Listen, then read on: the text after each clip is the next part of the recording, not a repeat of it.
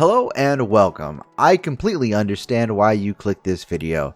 Like all anime seasons, winter 2022 is chock full of quality anime. And the question on every seasonal anime watcher's mind is, what shows should I watch? What's going to be the best anime this season? What shows should I avoid? What shows should I check out if I want to see some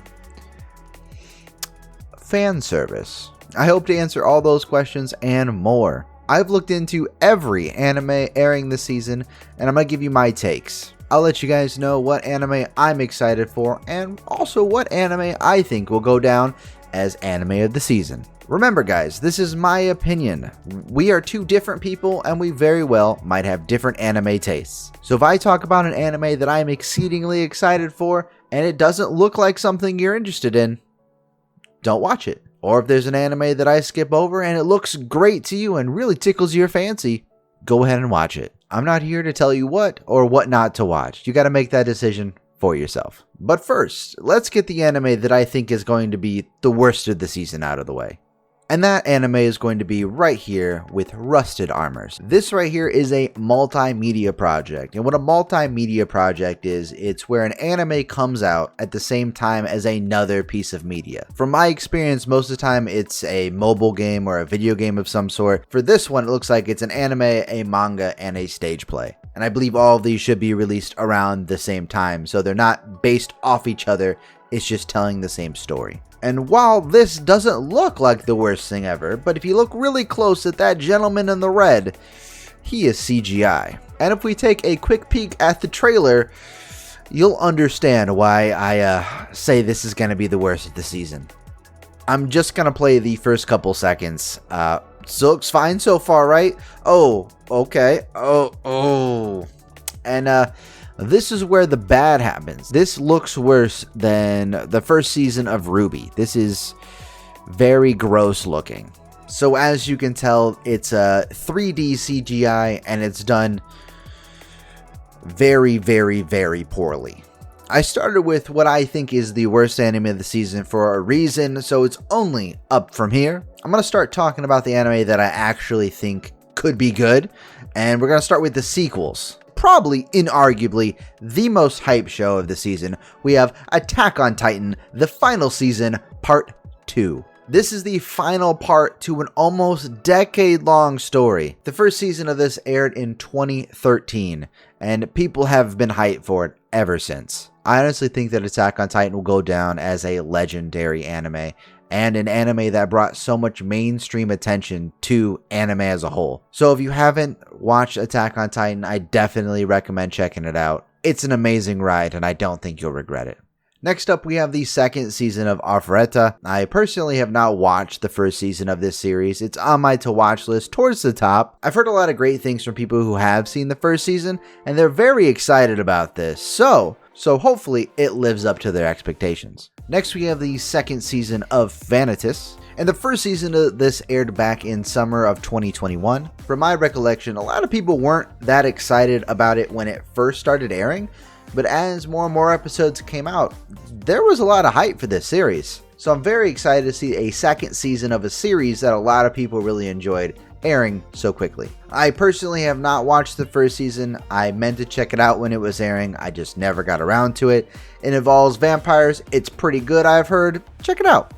Here we have the second season of How a Realist Hero Rebuilt the Kingdom. This is the first isekai of the season, and for those of you who do not know what an isekai is, it's where the main character gets transported to another world. Usually the world that the person gets transported to is a fantasy world where there's orcs and different races. As you can kind of see from this picture, there seems to be a red dragon lady. And usually the person goes on adventures and does a bunch of cool stuff and gains a bunch of cool powers. This is a different spin on that genre. It's where the main character gets transported to this fantasy world and decides to rebuild this kingdom, but not by adventuring, but by administrative reform. I personally have not seen the first season, but I have talked to a bunch of people who have, and they honestly said that this was really refreshing. They were sick of the normal isekai thing. They still enjoy the isekai genre, but this is a fresh take, and it was very well received. So I'm very excited to see a second season for this,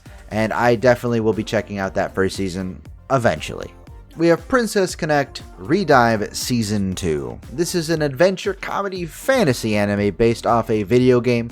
I have not seen the first season. I've also not played the games, so I don't know much about this series, but if it looks like something you'd enjoy, check it out.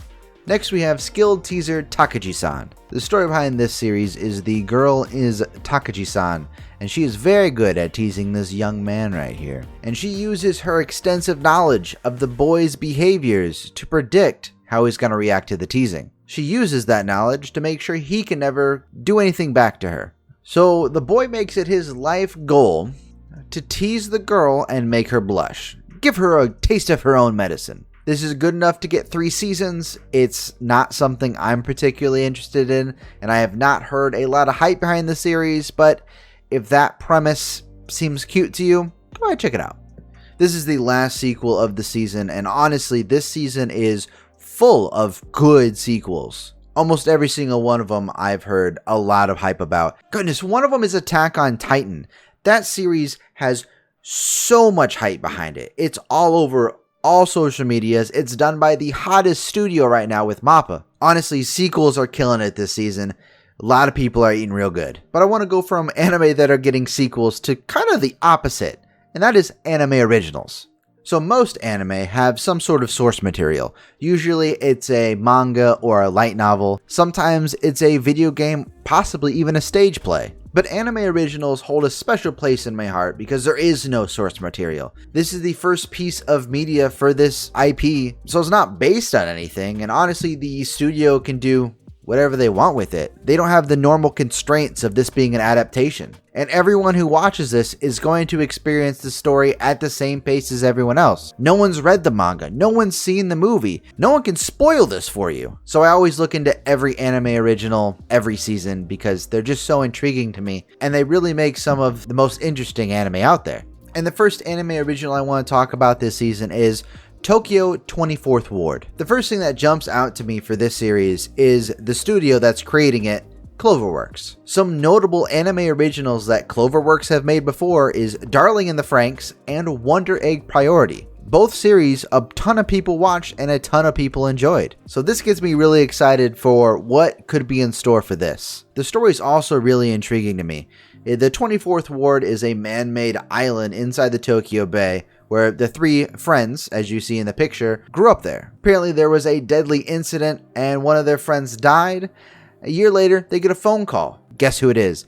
The friend that they thought was dead. And then they have to save their home. Because it's an anime original, there's not a whole lot that you really can know about this. You can watch the previews, which look pretty good, I might add. This seems really interesting, and I honestly think a lot of people will check out this show, myself included.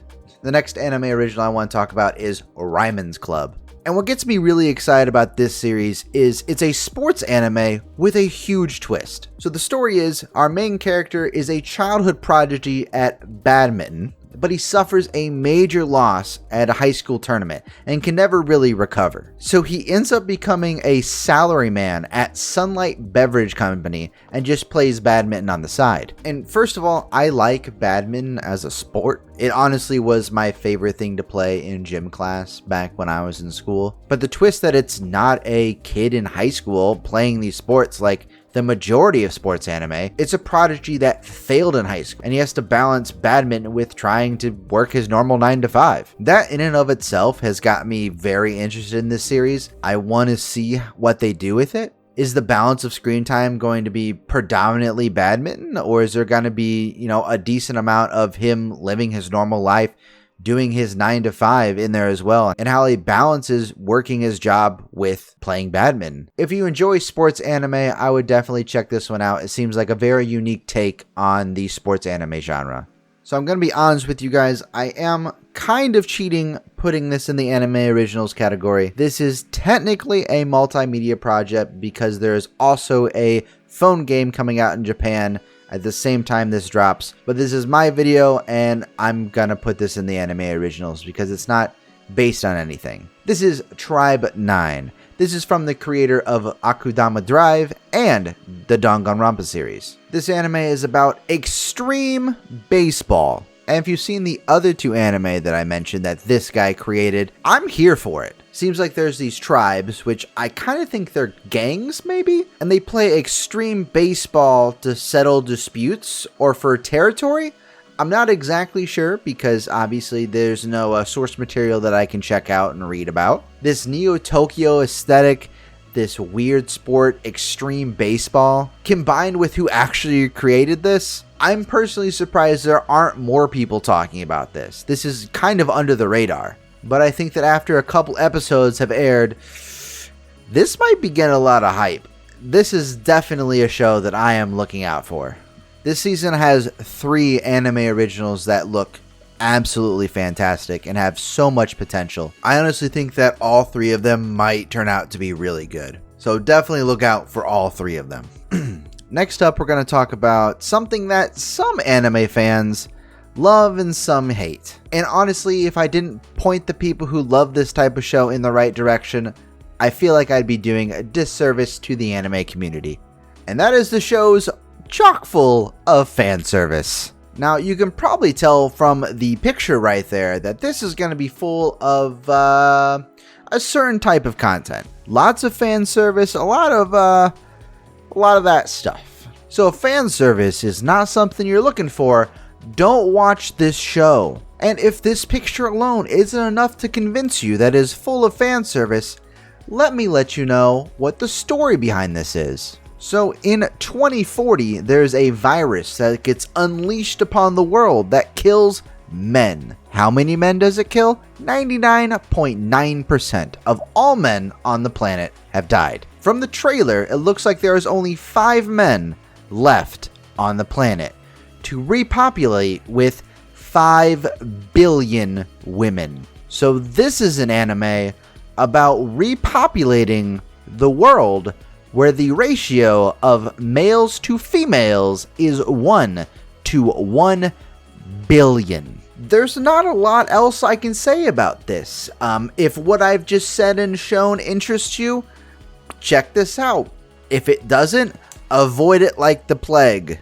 So the English title for this is My Dress Up Darling. And this show is probably going to have a lot of fan service based on the trailer that I saw and the overall premise of this series. But it's most likely going to be done in a much more tasteful manner. So if you're looking for fan service and are not a complete degenerate, check this one out. The story for this one is the boy enjoys making dolls, so he has sewing skills.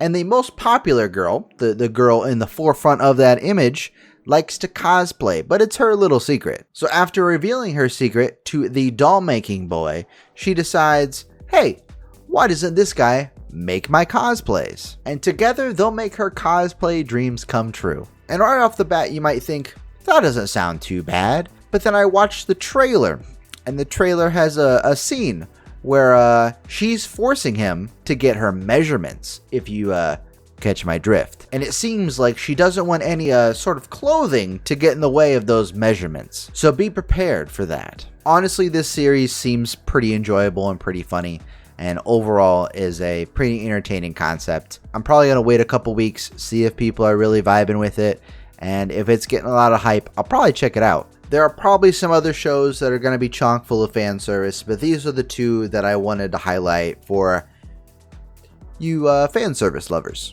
Next, we're going to talk about a series that I couldn't really fit in any of the other categories that I've talked about so far, but it is one that I do want to talk about, and it is Orient. This is from the creator of Magi, and I personally loved the Magi anime, and I love the manga. I'm almost finished with it. The story for this seems pretty interesting, but the one problem is it's done by ACGT, and that is not a household name studio. So I'm personally a little concerned on how the animation is going to be.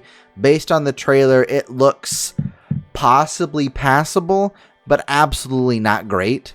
And while based on Magi, I'm sure this story is great, I do think that the studio and the animation and the art is just going to hold this story back. So sadly to me, this seems like one of the animes that the source material is great and the story is great. It's just not pretty to look at, and I don't think a lot of people will check it out, and it's really sad. The next section of anime are going to be anime that I think are dark horses for anime of the season. So these are going to be series not like Attack on Titan that have a huge amount of hype They're series that are a little less known, a little less talked about, but I think they might be hidden gems and might really surprise some people. First up, we have Sabikui Bisco, or Rust Eater Bisco. And this is done by Studio OZ or Oz. I'm not sure because this is the first thing on their resume. So I don't know if they've outsourced the trailer to another studio or they did this trailer and that's actually what the anime is going to look like. But the trailer looks good. Too good. So honestly, most of the hype for this series is based on the trailer and the way it looks. So if the anime looks like the trailer, watch out. This is gonna pop off. The story for this also seems pretty interesting. A wanted criminal who's a very skilled archer, a young doctor, and a giant crab go on an adventure to find a mushroom that is supposed to save the world. To save the world from what, you might ask? From rust. Apparently, this post-apocalyptic wasteland is filled with rust. And the only thing that can kill that rust is this legendary mushroom. Based on what the story's about and that trailer, I'm really excited. I think this is definitely a dark horse for anime of the year, if done properly. This is my number one dark horse for anime of the season. The short version of this title is Fabiniku, and this is an isekai with a twist. So a dull old man and his handsome best friend gets transported to a fantasy world. But the twist is, this dull old man gets turned into a peerless, beautiful girl. And to get his old body back, he and his handsome best friend have to go on an adventure to kill the Demon King. Based on the trailer, I think this anime might be absolutely hilarious. Honestly, it gives me a lot of Konosuba vibes with being an isekai and also very funny. And it also has that twist where a dull old man gets turned into a beautiful young lady, which I really hope they don't make really creepy, because I definitely think they could make it really creepy. And I think if they avoid the creepiness, I think this will be hilarious and could actually go down as anime of the season if it is that funny. This is my last dark horse, and this is an absolute long shot. This is Doll's Frontline. This is based on a mobile game of the exact same name. The trailer looks okay. It doesn't look mind-blowing or anything, but it looks passable. I haven't played the game, but from what I've read about the story, it gets pretty dark. So I'm kind of interested in the series. 1% this might be anime of the season, and I just kind of wanted to mention that, hey, maybe, possible, could be, probably not, but maybe. Now it's time for the question you've all been waiting for. What do I think the anime of the season is going to be? So I'm going to give you two lists. One, if I include sequels, and the second one is if I remove the sequels. I'm going to start with the list that includes the sequel, and I think to no one's surprise, my number one choice for anime of the season is Attack on Titan. I think that almost everyone would say that this is probably going to be anime of the season. I think this will go down as top 10 anime all time. Not many people are going to disagree with that. I think everyone kind of agrees this probably going to be anime of the season. My second choice for anime of the season is going to be Tokyo 24th Ward. Based on it being an anime original from Cloverworks and the overall theme of it, I definitely think this could be anime of the season. It looks great. I think it's going to blow people's minds. It might come back to bite me saying all these kind things about this anime, but that's truly how I feel. And my third choice for anime of the season, if I include sequels, is going to be Arifureta. And again, I haven't seen the first season of this, and people were so happy to get this second season. I think it's going to be great, and I'm very happy for them. Next up is what I think the anime of the season is going to be if I exclude all the sequels. To no one's surprise, my number one is going to be Tokyo 4th Ward. It was number two if I include sequels, and it was only beat by Attack on Titan, and no one's going to beat Attack on Titan right now. There's too much hype behind it. My second choice for anime of the season is Tribe 9. This just has so much going for it. The extreme baseball, who the creator is. I'm just super excited to see what actually becomes of this anime. And for number three, I'm gonna go against my best judgment, and I'm going to include a dark horse in the 3 slot, Sabikui Bisco. Based on the premise and the trailer, I'm really believing in this. I'm believing in this. I'm probably going to regret saying that, but this is my number 3. And that's it, guys. That's the winter 2022 anime season in a nutshell. This is the first time I've done a video this style, so please let me know what you think. What did you like? What didn't you like? What you want me to change? I'm super open to feedback, and I'm really excited to hear what you guys thought of it. If you do want more of me, down in the description, you're going to see my Twitch, my Twitter, my TikTok. I make content on all of those, so feel free to check those out. Also, let me know what you think the top 3 anime of the season are going to be. And then I'll make a video at the end of this season once everything has been completed. And we'll see how we did. I bet you one of you is going to hit the nail on the head. If you guys could do me a favor, hit that like button. Also, click on my forehead to subscribe. Over on this side is a video that you'll probably enjoy. And over on this side is another video that you'll probably enjoy. Thanks for watching. Have a great rest of your day.